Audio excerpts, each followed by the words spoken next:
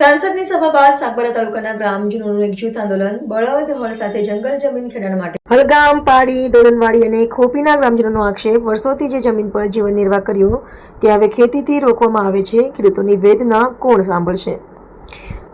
સાગબારા તાલુકાના જંગલ જમીન પર ખેતી અને ખેડાણનો મુદ્દો દિવસે ને દિવસે વધુ ઉગ્ર બનતો જોવા મળી રહ્યો છે. તારીખ 7 ઓગસ્ટના રોજ સાંસદ મનસુખ વસાવા, ધારાસભ્ય દર્શનાબેન દેશમુખ સહિતના આગેવાનોએ ગ્રામજનોના જંગલ જમીન મુદ્દે સમર્થનમાં અવાજ ઉઠાવ્યા બાદ હવે હલગામ પાડી દોદનવાડી અને ખોપી સહિતના ગામોના ગ્રામજનો એકજૂટ થઈ ખેડાણ માટે આગળ આવ્યા છે. ગ્રામજનો બળદ અને હળ લઈને જંગલ વિસ્તારમાં પહોંચ્યા હતા અને જમીન ખેડાણ કરવાના હોવાના દ્રશ્યો સામે આવ્યા હતા. ગ્રામજનોનું કહેવું છે કે તેઓ અને તેમના પૂર્વજો વર્ષોથી આ વિસ્તારમાં ખેતી કરીને પરિવારનું જીવન નિર્વાહ ચલાવતા આવ્યા છે, પરંતુ છેલ્લા 2 વર્ષથી વન વિભાગ દ્વારા ખેતી અને ખેડાણમાં અવરોધ ઉભો કરવામાં આવતા હોવાનો ગ્રામજનો આક્ષેપ કરી રહ્યા છે.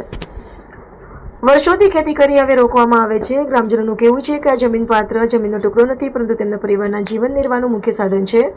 વર્ષોથી જંગલ વિસ્તારમાં ખેતી કરીને જીવન ગુજારતા પરિવારો સામે ખેતી અટકાવવાની કાર્યવાહી થતાં તેમની રોજીરોટીનો પ્રશ્ન ઉભો થયો હોવાનો ગ્રામજનો આક્ષેપ કરી રહ્યા છે.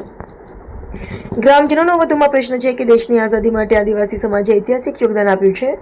વર્ષોથી જંગલ અને જમીન સાથે જોડાયેલા સમાજના ખેડૂતો આજે પોતાની જ રોજીરોટી માટે સંઘર્ષ કરવા મજબૂર કેમ બન્યા છે? વન વિભાગ અને ગ્રામજનો વચ્ચે તણાવ. બીજી તરફ વન વિભાગ દ્વારા પોલીસ બંદોબસ્ત સાથે જંગલ વિસ્તારમાં કાર્યવાહી કરવામાં આવી રહી હોવાનું સામે આવ્યું છે.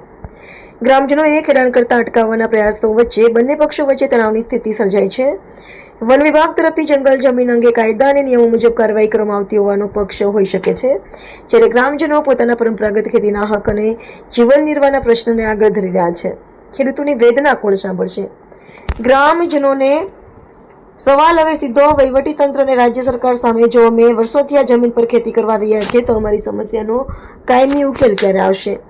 ગ્રામજનોનું કહેવું છે કે 2 વર્ષથી ચાલી રહેલા પ્રશ્નનો ઉકેલ માત્ર પોલીસ બંદોબસ્ત કે કાર્યવાહીથી નહીં, પરંતુ સરકાર, વન વિભાગ અને ગ્રામજનો વચ્ચે ચર્ચા કરીને લાવવામાં આવે. જંગલ જમીનનો પ્રશ્ન હવે માત્ર સાગબારા તાલુકાના કેટલાક ગામો પૂરતો સીમિત રહ્યો નથી. ગ્રામજનોનો આક્ષેપ છે કે અમારી વેદના સાંભળવા માટે રાજ્ય સરકાર આગળ કેમ આવતી નથી? આ મુદ્દે કાયદાકીય સ્થિતિ, વન વિભાગનો અધિકૃત પક્ષ અને ગ્રામજનોના દાવાઓની સ્પષ્ટ તપાસ બાદ જ અંતિમ હકીકત સ્પષ્ટ થઈ શકે છે. રિપોર્ટર નાયક પંકજ, સાગબારા.